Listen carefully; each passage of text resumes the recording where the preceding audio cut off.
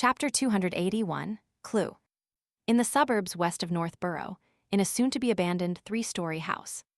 It originally belonged to the Backland Medical School, but the latter's main campus had now moved to a better and more suitable location, leaving behind only a small number of teaching staff and students who were left guarding the area after failing to graduate. Audrey was wearing a white gown and white mask. Her smooth blonde hair was also coiled up and stuffed under a cool-colored surgical cap. She darted her eyes to the side and looked at Forrest Wall, who was dressed in the same way. She always felt that Forrest had a special temperament that seemed to make her more suited to such attires than herself. It's the kind of temperament that allows her to pick up a scalpel and cut open a patient's stomach at any moment. Audrey didn't say anything. She followed half a step behind Forrest as they entered the classroom in front of them. She was startled by the information she had received from Forrest because Mr. Fool had said it was a simple task. Considering that the simplicity of said task might be from Mr. Fool's point of view, Audrey took advantage of the moment when she was alone, changing into a disguise, to recite his honorific name and silently pray, so as to report everything that had exactly happened. However, she had yet to receive a response. After passing through the door and entering a room, Audrey instinctively looked around and found that this wasn't an ordinary classroom. There were actually 4 skeletal specimens and 4 coffins made of glass. The coffins were filled with pale, naked corpses that were soaked in preserving agents. At the very top of the classroom, there was a transparent glass pillar that was also filled with a liquid. Floating inside was a male corpse that wore a black scholarly robe. The corpse's clothes stuck tightly to its body, giving off an extremely heavy feeling. He didn't relax and simply floated upright in the middle. It's as if he had died by drowning instead of being placed in there after his death. Audrey made a preliminary judgment based on her attitude as a spectator. In addition, she saw a number of men in white coats, white masks, and surgical caps sitting around the long tables in the room. None of them said a word, just like the bodies and bones around them. Looking out at the crimson moon, which had finally peeked out of the gloomy darkness, Audrey turned her head back to look at the scene inside the classroom. For a moment, she couldn't help but shudder as this place instilled an instinctive fear. But at the same time, she felt excited and agitated. This is what the life of a Beyonder should be. Audrey silently muttered to herself as she followed Forrest to a corner before sitting down. After waiting for a while, the floating black-clothed male corpse inside the upright glass pillar at the front of the classroom suddenly opened his eyes. His voice transmitted through the layers of obstructions. "Let's begin. Eastborough, Derevy Street." In his dusty grayish-blue worker uniform and cap, he walked along the dark streets that only had a few gas lamps that were still working. There was candlelight shining down from the various apartments on both sides of the street. This was combined with the crimson moonlight that passed through the clouds with great difficulty, and they barely outlined the silhouettes of the pedestrians. Klein encountered people with old, tattered clothes, their faces numb with despair. They were the homeless who had been chased away by the police. They had no place to sleep, so they wandered aimlessly through the streets. Occasionally, they would find some inconspicuous corner or park bench to rest at for a while, but they were soon chased away again. In the cold and dark night, Klein felt that they were more like zombies than the zombies he had seen, and the entire Eastborough was more like an abyss than the legendary abyss. He hurriedly took a quick breath which hurt his throat, causing him to cough involuntarily. He quickly gathered his thoughts and looked through the corner of his eyes at the apartment on the corner of the street. It had obviously suffered from an explosion and hadn't been repaired yet. The best place to monitor the crime scene is the apartment across the street. The 3rd and 4th story and the roof all meet these requirements. Klein analyzed the situation with the knowledge he had learned as a nighthawk. Throughout the whole process, he didn't slow down his pace to avoid arousing suspicion. At the end of the street, Klein smoothly crossed the apartment building numbered 1 and entered the building across the street from the crime scene.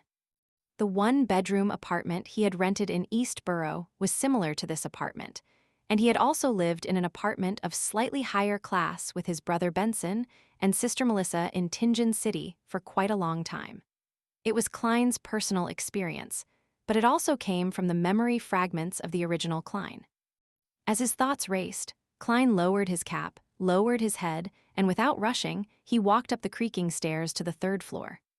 Due to his unlucky encounter in the evening, he no longer had a revolver, so all he could do was stick one hand into his pocket and hold a few tarot cards in between his fingers. There was no light other than the faint moonlight in the corridor of the third floor. Klein was in no hurry to move forward, so he carefully observed the layout. The spot directly across the crime scene is on the left. The one with the best view for surveillance should be the third room from here. Klein began to walk slowly and carefully.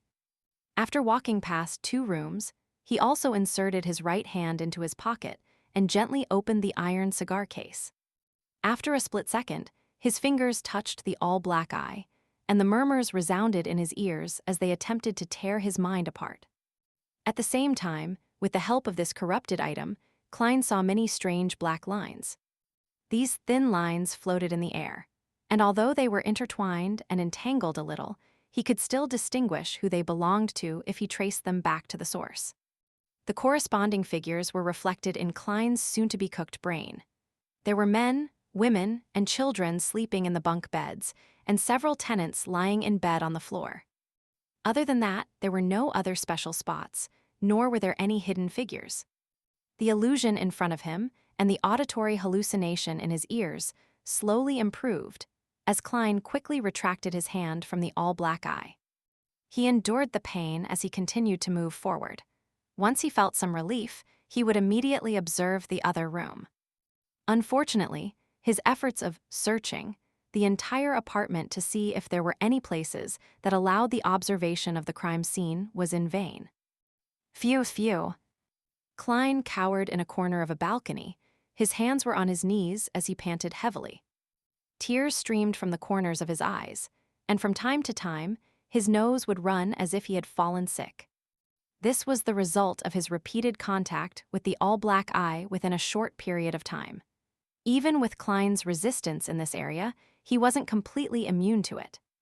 The only thing that satisfied him was that it only agitated him and didn't corrupt him. Otherwise, he would have given up long ago and wouldn't have dared to try again. That would have led directly to devolving into madness. After resting for a while, Klein finally calmed down and switched to a different apartment that didn't have the same view as this one, but it was still for naught. Did I interpret it wrong? The clues are at the scene of the crime. When Klein returned to the street, he looked suspiciously out of the corner of his eye at the apartment with traces of an explosion. With the mindset of just giving it a try, he put his hand back into his pocket, pushed the metal cigar case open, and stuck his hand inside. He wanted to see if anyone was hiding in the apartment where the crime scene was located. With a hum, Klein's head suddenly felt like it was being smashed as his body wobbled a little. Like a drunkard, he staggered forward and looked at the apartment which had signs of an explosion. As he was too far away, he couldn't clearly see the black lines, nor could he trace the source of the black lines. He could only barely distinguish where the black lines had gathered, and this indicated that there was someone present. No. Klein quickly swept the area and made a rough judgment. Suddenly, he noticed a black line floating out from the crime scene on the third floor, which merged into the air. Klein's pupils shrank, and he made a confirmation before quickly withdrawing his hands so as to stop being in contact with the all-black eye. There's someone in the destroyed room. That murderer is actually crazy enough to wait for investigators to come to the crime scene. Isn't he afraid that official Beyonders will take over the case? I made a wrong judgment and failed to find him because I shared a different sense of logic from that of a lunatic. Many thoughts flashed through Klein's mind as he slowly exhaled and pretended that nothing had happened whilst he walked in a circle until he reached the entrance of the apartment building. By then, all the negative effects he had suffered from the all-black eye had been quelled. Controlling his facial expression and body language, Klein headed up to the third floor as if he were going home, his footsteps quick and heavy with fatigue. In the darkness of the corridor, he caught sight of the doorless room which had half its walls collapsed. Then, he casually headed for the public bathroom. As he neared the room, His hand, which had been in his pocket, touched the all-black eye. Again, the mind-wrecking murmurs and the blurred hallucinations assaulted him. Through the corners of his eyes, Klein saw a black, illusory thread spread out from the crime scene. As he traced the source, he found a man who had completely merged into the shadows. His aura was the same color.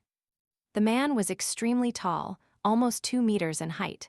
The corners of his mouth drooped slightly, making him appear rather eccentric. His cold eyes were like those of a wild beast, possessing a ferocity that couldn't be hidden. "It's not Lainvis." Klein withdrew his fingers, relaxed his body, and avoided the likelihood of staring. He entered the public bathroom at the end of the corridor without stopping, nor did he alarm the man. The public bathroom and the crime scene weren't on the same side. He wiped off his cold sweat, and after quelling the negative effects, he directly jumped out the window, climbing down skillfully before leaving with brisk steps. He didn't stay a moment longer. He knew that in a few minutes the man would be alerted to the absence of someone who had gone to the bathroom, so he had to get as far away from the street as possible. It wasn't that Klein didn't want to walk back the way he came from, but if he didn't know which room he could go to, it would similarly expose him. The clown quickly ran and circled around a huge area before entering that one-bedroom apartment he had rented in East Borough. He then went above the gray fog to confirm that there was no danger of him being caught. That fellow must have had some sort of deep connection with Lainvis.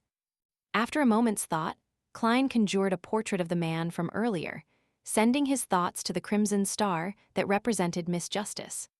Soon after, he said solemnly in a tone of authority, "This is a clue."